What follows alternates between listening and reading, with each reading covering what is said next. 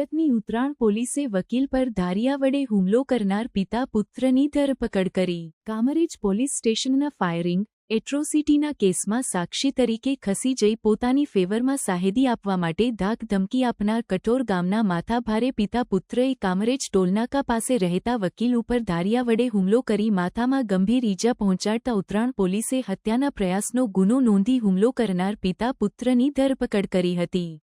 ઓલપાડના કટોર ગામની Shivam park society નજીક સપન બંગલોઝમાં રહેતા વૃદ્ધ વકીલ ખુશાલભાઈ રણછોડ સોલંકીના વકીલ પુત્ર સૌરભ સોલંકી ઉપર 2 દિવસ પહેલા સાંજે કટોર ગામના રામજી મંદિર પાસે ધારિયા વડે હુમલો કરી પિતા પ્રકાશ કાંતિલાલ મૈસુરિયા અને તેનો પુત્ર આયુષ મૈસુરિયા ભાગી ગયા હતા।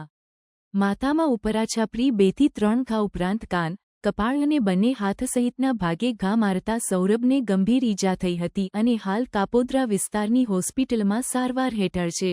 ઉત્તરાણ પોલીસ સ્ટેશનના કઠોર ગામે તારીખ 26/4/2025ના રોજ સાંજના 7:30 વાગે કઠોર ગામે એક મારામારીનો બનાવ બનેલો, જેમાં ખુશાલ રણછોડભાઈ સોલંકી જે વકીલાતનો વ્યવસાય કરે છે એમણે ફરિયાદ લખાવેલી।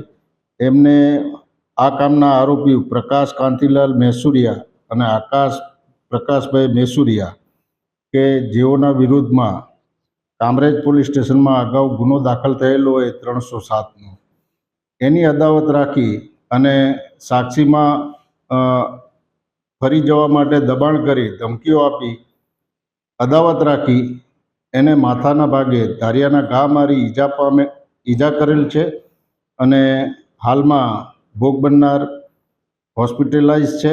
આ કામના આરોપીઓને ધોરણસર અટક કરવામાં આવેલ છે, હાલમાં રિમાન્ડ ઉપર છે।